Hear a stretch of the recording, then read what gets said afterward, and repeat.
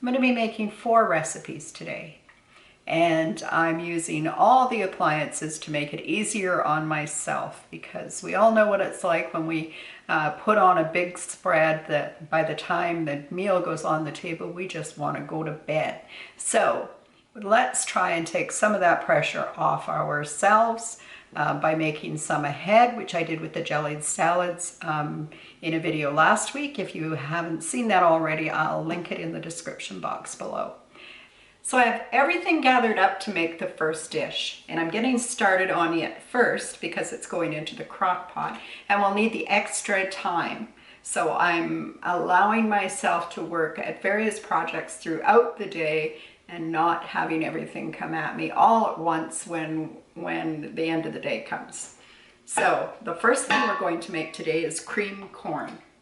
And I'm making this in half a recipe because there's just 2 of us to eat it tonight, but I wanted to show you these recipes. So you would need, for a full recipe, 2 bags of corn, and these are 750 grams. And frozen goes into the crock pot. For a full batch, you would need 2 bags. I'm making a half a batch today. And you need, for a full batch, you're going to need 1 whole block of cream cheese, but I am just doing the half. So I just need 4 ounces or half the block of cream cheese. And I'm going to cut it into squares, which help it to melt throughout the heating process. This is a really delicious recipe, and one that you can see doesn't require a lot of work. So in we go. I'm going to just cut it into small bits and leave the full recipe in the box below. And we're just going to put this onto the kernels that are frozen in the dish. And we're going to do the same thing with 1/4 cup of butter. We just need 1/4 cup, and we are going to just cut it up into pieces and throw it into the crock pot. And we are not going to get all fluffy about whether or not every little piece is perfectly spaced, because that's not necessary. And there we go. I'm just going to add some salt and some pepper.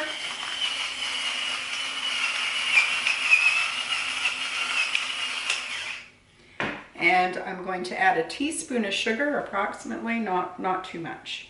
I'm going to put the lid on. I'm going to put this into the crock pot base, and I'm going to set this for 4 hours on low. You could also speed it up and put it on 2 hours on high, and that would work as well. But because it's frozen, I would probably do it low and slow, but either way works fine. I did it 2 weekends ago. I did it on high, and it came out great. We'll put this in there. I'll stir it once halfway through, and then when we go to serve it, I'll stir it 1 more time, and that's all there is to that. So that's one side dish out of the way, cream corn. So side number 2 today is going to be quick rolls, and I do these with my bread machine because I just think it cuts so much time, but you can definitely do this by hand, by mixing it by hand and having it ready to go. I'm just not afraid to use a shortcut when I have one, and I happen to have a bread machine. Okay, here I am with the warm milk. I put it into the microwave for 1 minute, and it's come out perfect. So we need to add also 1/4 cup of water in this, and this is just cold tap water. I'm going to add 1/4 cup of sugar. And that'll help the yeast to get going. Add 1 egg. And I'm going to add 1½ tablespoons of butter to this. I just have to get the spoon ready. So I'm going to call that 1½ tablespoons. I am going to also add, at this point, maybe I'll add the salt. And I need 1 teaspoon of salt. I'm going to measure over here because salt can be one of those things that gets away from you. That's a 1/2 teaspoon. And better that it gets onto my counter than gets into the bread. Now I'm going to add 2.5 teaspoons or 1 packet of active dry yeast. And this is the quick yeast that I'm using in here. And I'm going to give that a bit of a stir. Not much, just move it around a little bit so it's not all in a clump. And now I'm going to add the flour. We need 3.5 cups of flour for this recipe. And I do try to measure reasonably well. I know that lots of people don't measure, but I've never been much of a baker. So it's important for me to at least give myself a fighting chance, one would say. I'm definitely more of a cook than a baker, but I do enjoy baking. I find it following somebody else's recipe is not that bad. Okay, now I'm going to pop this into the bread machine. I'm going to put it on the dough setting, and I am going to let it complete the cycle. So it will mix it, it will rise it for its first rise, and then we'll come back and shape the rolls and get them in the oven.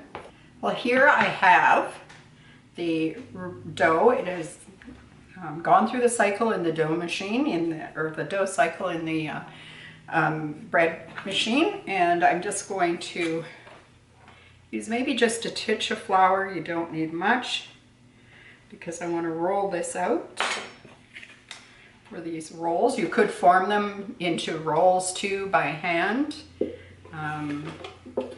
These just seem to come apart a lot better if you're trying to divide them, you know, to get the butter in between. Not that we won't put lots of butter on them anyway. So I'm just going to, you know, make short work of the air. Don't have to knead this very much because the machine did all the work. I'm going to just keep my board floured. I'm going to flour up my rolling pin, and I want to take this to a rectangular shape. So I am going to just roll, and you can probably hear the air bubbles being forced out. Now, you could be super prissy about this and make sure that everything is perfectly rolled out, or you could cut the edges off to make it square, but I am going to do neither of those things because I don't know, there's just something about kind of a primitive roll that excites me, I guess. So now I have it, it's probably 18 inches by maybe 8 inches, or maybe not that long either. Maybe 6 inches, and it might be a little longer than that. I'm just going to flip it in half, just like that. And once I get it where I want it, I'm going to stretch it a little more even. So now we're beyond the, well, we're probably at the 24-inch mark. And I'm just going to grab up a sharp knife, and I'm going to grab my pan. I'm just using a cookie sheet that I've sprayed with pan. And I'm just going to start cutting. Maybe I'll start at the middle and see how I make out. And I'll cut those in half again. And we'll see what they look like. Oh yeah, I think I can do 3. Now, these little square rolls are definitely different looking, but they do the trick. In the past, I have also just used parchment paper on the pan, and that works as well. Let me see. I have to put 4 on each roll. And I'll finish cutting these up. I have the oven preheating. It's at 350 degrees. And these are definitely rolls that can be made the day ahead. So you can make them up a day ahead, which keeps your oven freed up for the day of the event. Now, there you go. I'm just going to put them in a nice warm place for 20 minutes, and then I'm going to pop them in the oven. So when they've risen, I'll show you what that looks like. Be right back. Now I'm just getting ready to put the rolls in the oven, so I thought I'd let you have a peek. And this is what they're looking like at this point. Now, I don't know if you can see this, but where I've folded them, this turns into a natural place to take the roll apart. Oops, let's tip it down there a little bit. So once it's cooked, then it tears apart there nicely. And that's why I fold them rather than make them into balls. It just makes it simpler. Okay, now we're going to put them in a 350 degree oven for 15 to 20 minutes until they're light browned and it seemed like they're cooked through. These don't take long to bake at all. So I'll show you what they look like when they come out of the oven. Now, here they are fresh from the oven, and they're cooked nicely. They're brown everywhere. I'm just going to, while they're still hot, brush them with melted butter, and they will be nice and glossy and ready for our meal. Now these ones, of course, I'm making the day in advance, but you could certainly, for the time that it takes, make them the day of, provided you don't have, other things in your oven taking up space, which is one of the other things. Well, I don't do it all the time. If I'm having a lot of people over and it seems like we're having a lot of dishes, I definitely do write out the menu, and even if it's a potluck, I ask what people are bringing, and just so that we know what we might be missing or things that could be made the day ahead and save us a little work on the day of. These are the quick rolls, and I hope that you have an opportunity to make them and you'll eat them up the way we do. Now here we go on to side number 3, and this side is a really old-fashioned recipe. My mother used to make it for special occasions, and sometimes we just had it on toast. And this is just a package of frozen peas, and we're going to make creamed peas. And this bag is frozen, so I'm going to pop it into the microwave, and I'm going to defrost it for 2 minutes, and then we'll move on. While it's defrosting, even we'll move on to the next step, where I'm going to take you to the stove. So we're going to start the cream for the cream. So into the frying pan, I'm going to put 4 tablespoons of butter, and I'm going to move it around. My pan is pretty hot right now. Just move it around, and as it starts to melt, I'm going to add a 1/2 cup of minced onion to it. It's a bit finer than what I would normally use when I was cooking something, because you don't want a piece of onion that's bigger than a pea. That would kind of not be that pleasant, I don't think. Once we get all of the butter melted, and this has had a chance to sweat the onions a little bit, we are going to be ready to add some flour to this. I've just turned the stove down a little bit because It was on high and it's just kind of getting out of control. Yeah, this is looking really good. And, oh, there's something about frying onions. Makes one hungry.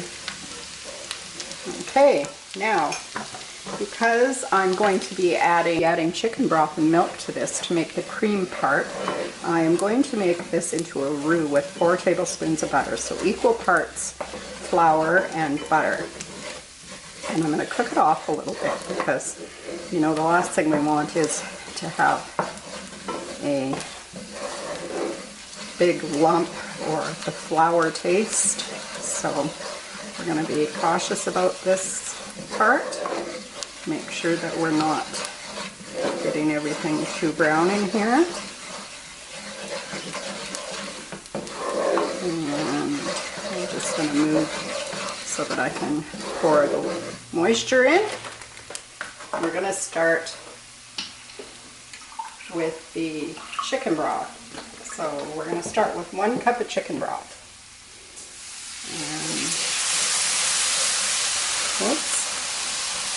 And we're just going to keep adding it a bit at a time. We don't want to end up with lumps at the end of this.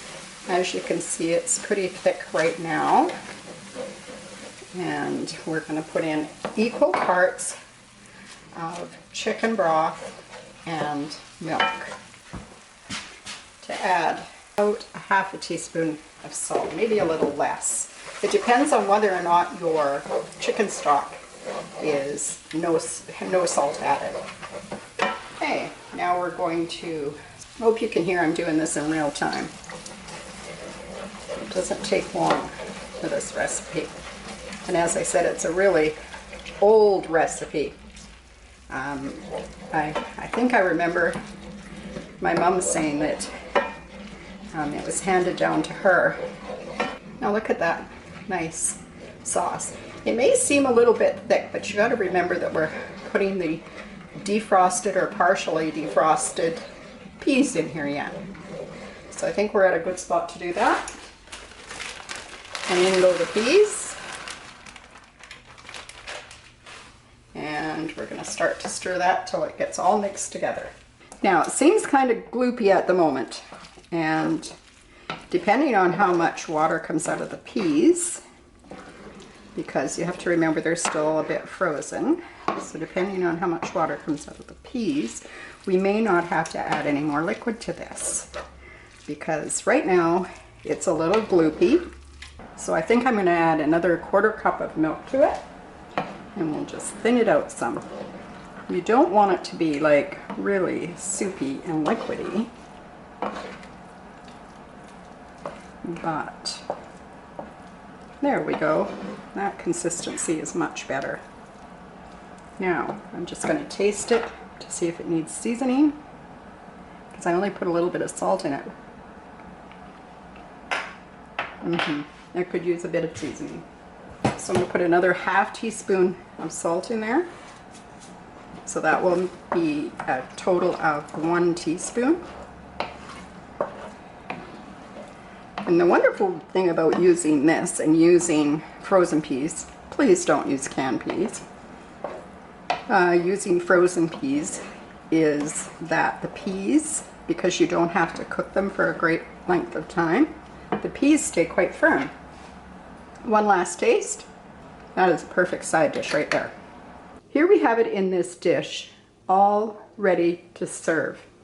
You could do different things with this than I've done for sure. You could add powdered garlic to it. You could add powdered onion to it. You wouldn't have to go through the work of cutting up the onions, although I like that little difference in the texture.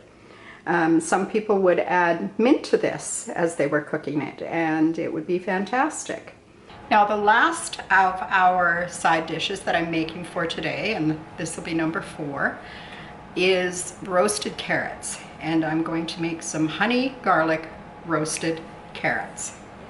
I have cleaned and cut the carrots, and you can do as many of these as you like. And I have minced up some garlic. I probably have a little too much garlic here. And this may not be enough carrots to feed a crowd, but I think that you'll get the idea. And I have some butter. some thyme, some honey, and some salt. And that's really all there is to it. So I'm going to get the big frying pan. Now, I'm just turning the pan on, and I'm going to start it off on high, and I'm going to put the butter in. Now I've got the butter melted, and I'm going to add garlic to the pan. And I'm going to give it a stir. Now I'm going to let the garlic run around in there for about 30 seconds. I'll keep stirring it.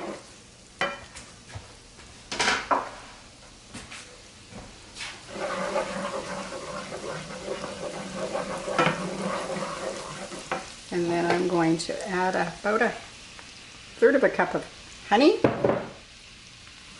Stir it again. It smells so good.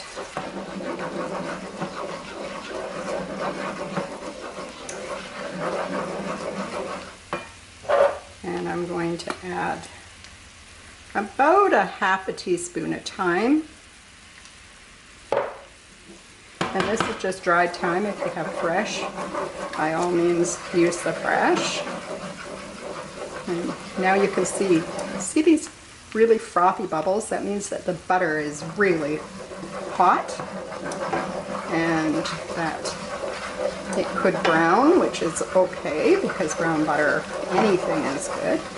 But when it gets to this stage where I hope that you can see it's that kind of a white foam on it, that's when we tip in our carrots, of course away from us because we don't want to get splashed.